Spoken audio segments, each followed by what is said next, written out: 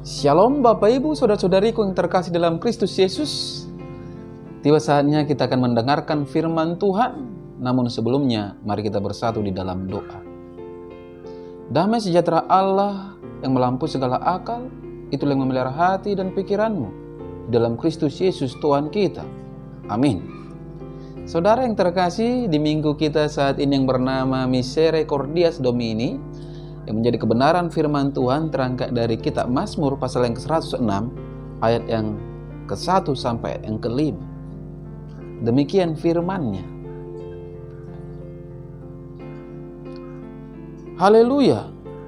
Bersyukurlah kepada Tuhan sebab Ia baik, bahwasanya untuk selama-lamanya kasih setia-Nya. Siapakah yang dapat memberitahukan keperkasaan Tuhan? Memperdengarkan segala pujian kepadanya. Berbahagialah orang-orang yang berpegang pada hukum, yang melakukan keadilan di segala waktu. Ingatlah aku, ya Tuhan, demi kemurahan terhadap umat-Mu. Perhatikanlah aku demi keselamatan daripadamu, supaya aku melihat kebaikan pada orang-orang pilihan-Mu, supaya aku bersukacita dalam sukacita umat-Mu, dan supaya aku bermegah bersama-sama milik-Mu sendiri. Sampai sejatuh firman Tuhan. Saudara yang terkasih dalam Kristus Yesus, saya mengangkat tema dari kebenaran firman ini, yaitu hidup dalam kasih dan setia Tuhan. Saudara yang terkasih dalam Kristus Yesus, berbicara kasih setia, saya teringat akan satu nyanyian yang demikian bunyinya. Oleh karena kemurahan Tuhan ku ada sampai hari ini. Oleh karena kebaikan Tuhan, janji-Mu terjadi bagiku. Ku sembah Kau Tuhan, ku mengangkat tanganku, selamanya Kau ajaib bagiku.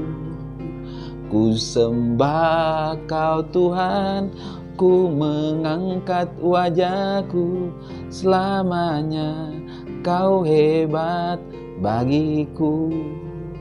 Artinya apa saudara-saudara? Yang bisa kita ambil dari nyanyian tersebut, bahwa hidup kita sebagaimana ada saat ini itu semua hanya dikarenakan kebaikan dan kemurahan Tuhan. Itu semua hanya dikarenakan kasih setia Tuhan. Demikianlah yang dirasakan oleh pemazmur di dalam perikop khotbah kita saat ini, yaitu Daud yang adalah hamba Tuhan.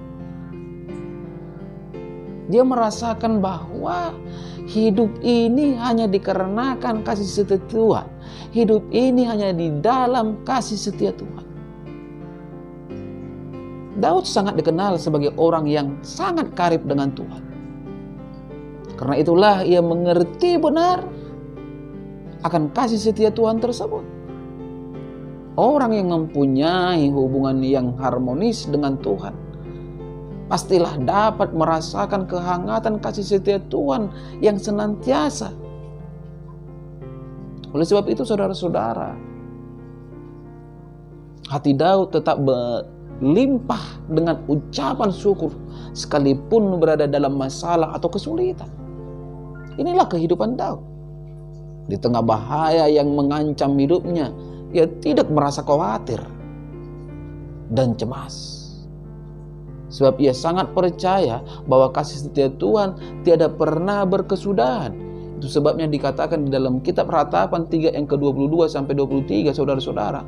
Tak berkesudahan kasih setia Tuhan, tak habis-habisnya rahmat-Nya, selalu baru setiap pagi, besar kesetiaan. Inilah eksistensi keberadaan Tuhan kita. Dalam menghadapi maut sekalipun, Daud tetap percaya akan perlindungan Tuhan. Saudara yang terkasih dalam Kristus Yesus, setiap kemenangan Daud atas segala rancangan kejahatan yang dirancangkan, yang dicanangkan manusia terhadapnya, selalu ia mengakui bahwa Tuhanlah yang bertindak, Tuhanlah yang berkarya, memberikan perlindungan dan kelepasan baginya. Oleh sebab itu, tak henti-hentinya dia mengucap syukur kepada Tuhan. Dalam doanya juga ia berkata dalam Mazmur 52 yang ke-11, "Aku hendak bersyukur kepadamu selama-lamanya, sebab engkaulah yang bertindak karena namamu baik. Aku hendak memasyurkannya di depan orang-orang yang kau kasihi." Saudara yang terkasih, apa yang dikatakan Daud itu adalah benar adanya. Kitab Mazmur ini merupakan pengalaman hidup dari Daud. Bagaimana dia terhadap Tuhan dan bagaimana Tuhan terhadap dirinya. Kebanyakan orang kaya, kalau kita lihat saudara-saudara, menggantungkan hidupnya hanya kepada kekayaan dan menjadikan kekayaan sebagai tuan atas hidupnya. Kalau kita perhatikan, apakah kekayaan dapat menolong dan menjamin keselamatan hidupnya, saudara-saudara? Kita harus lihat firman Tuhan kepada orang kaya yang bodoh di dalam Lukas 12 ayat 20-21. Firman-Nya berkata, "Hai engkau orang bodoh, pada malam ini juga jiwamu akan diambil daripadamu. Dan apa yang telah kau sediakan, untuk siapakah itu nanti? Demikianlah jadinya dengan orang-orang yang mengumpulkan harta bagi dirinya sendiri, jikalau ia tidak kaya di dalam Allah." Tidak saja saudara-saudara di dalam Alkitab, mari kita melihat orang-orang kaya berat, John Lennon, Marley Monroe. Kalau melihat kekayaannya udah sangat luar biasa, tetapi bagaimana hidup mereka? Apakah tetap di dalam kecemasan? Dari kematiannya tampak saudara-saudara, kekayaannya bukan tolak ukur hidup mereka bisa berjalan lancar dan bahagia. Saudara yang terkasih dalam Kristus Yesus, mengapa Daud melihat kebaikan Tuhan dan kasih setianya untuk selama-lamanya? Bagaimana dia melihatnya, saudara-saudara? Daud juga melihat bagaimana kehidupan bangsa Israel dalam ketidaksetiaan dan pemberontakan umatnya. Kesetiaan dan kasih Tuhan tidak berubah-ubah untuk selama-lamanya. Itu sebabnya dikatakan Tuhan kita adalah Allah yang sama dari dahulu, sekarang, dan sampai selama-lamanya. Sampai seluruh umat pilihannya berbalik kembali kepadanya, serta memuliakan dan memuji-muji nama Tuhan. Tuhan tetap berkarya melalui kasih setianya kepada setiap umatnya. Inilah yang diungkapkan oleh pemazmur dalam perikop ini, saudara-saudara. Pemazmur berseru kepada umat Israel untuk bersyukur kepada Tuhan karena Ia baik dan kasih setia Tuhan itu abadi. Di sini pemazmur dengan gamblang mengungkapkan bahwa kebahagiaan akan dimiliki oleh mereka yang senantiasa berpegang pada hukum Allah dan berlaku adil. Bangsa Israel memang dikenal sebagai bangsa yang tegar tengkuk. Bahkan Allah sendiri pun menyatakannya di dalam Keluaran 32:9. Berulang kali mereka menyaksikan dan mengalami karya Tuhan dalam kehidupan mereka. Tetap saja saudara-saudara, mereka memberontak kepada Allah. Mujizat demi mujizat mereka lihat dan alami, namun hal itu seolah-olah tidak membekas di hati dan pikiran mereka. Tak terhitung banyaknya pertolongan dan kemurahan Allah atas kehidupan umatnya. Kenyataannya saudara-saudara, bukan rasa terima kasih yang keluar dari hati mereka, melainkan sungut-sungut dari mulut mereka. Walaupun mereka dikenal sebagai bangsa yang bebal, tapi hal itu tidak menghalangi Allah untuk menyelamatkan mereka. Meskipun dosa Israel sangat besar, saudara-saudara, kasih setia Tuhan tetap hadir untuk mereka. Yang Tuhan inginkan dari umatnya adalah penyesalan, pertobatan, dan pembaruan hidup. Yang pada akhirnya saudara-saudara orang Israel yang tegar tengkuk itu akan percaya kepada Allah dan menyanyikan puji-pujian bagi nama Tuhan. Carut marut kehidupan rohani bangsa Israel mencerminkan kehidupan kita juga sebagai orang-orang percaya pada masa kini. Karena itu sudah saatnya kita mengucap syukur atas kasih setia Tuhan yang dilimpahkan kepada kita, saudara-saudara. Lebih dari itu, hendaknya penyesalan, pertobatan, dan komitmen kita di hadapan Tuhan menjadi kenyataan, tidak hanya lip service. Aku percaya kepada Allah Bapa, aku percaya kepada Kristus Yesus, aku percaya kepada Roh Kudus. Tapi di balik itu terjadi kontradiksi antara perkataan, iman, dan perbuatan. Dengan demikian saudara-saudara, barulah kita bisa menghargai besarnya anugerah Tuhan dalam kehidupan kita. Jangan hanya dikarenakan setitik persoalan, kasih setia Tuhan yang begitu besar, perbuatan Tuhan yang begitu besar terhadap diri kita, itu hilang ataupun sirna. Saudara yang terkasih, melalui perikop khotbah ini sangat jelas disaksikan oleh pemazmur ataupun pemazmur di sini bersaksi bahwa Tuhan itu baik, bahwa kasih setianya untuk selama-lamanya bagi kehidupan kita. Oleh sebab itu, hiduplah selalu bersyukur kepada Tuhan. Coba kita bayangkan saudara-saudara, dan coba kita baca dan kita ingat apa kebenaran firman Tuhan yang tertulis di dalam Rom 6 ayat 23 yang berkata bahwa upah dosa adalah maut. Mari kita lihat diri kita, mari introspeksi diri. Seharusnya kita sudah mendapat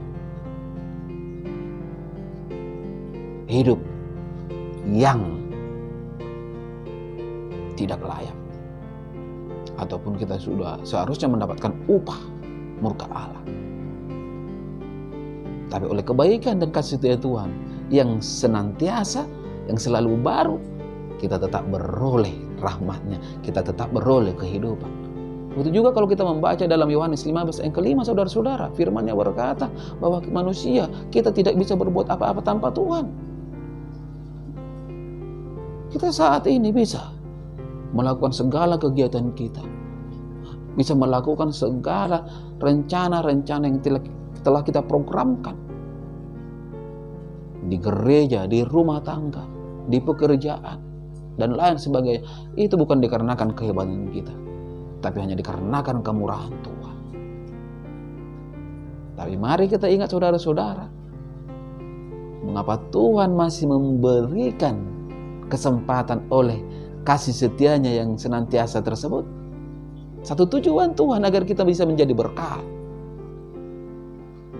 Olehnya, bagaimana kita bisa menjadi berkat? Mari tetap bersyukur kepada Tuhan. Ini saudara-saudara, mari tetap hidup di dalam kasih-Nya. Mari tetap hidup bersama dengan Tuhan, agar kita semakin memahami dan mengenal betapa indahnya hidup bersama dengan Tuhan. Mengapa? Karena kasih setianya selalu baru. Dan hidup kita juga saat ini adalah hidup dalam kasih dan setia Tuhan. Amin. Kita bersatu dalam doa.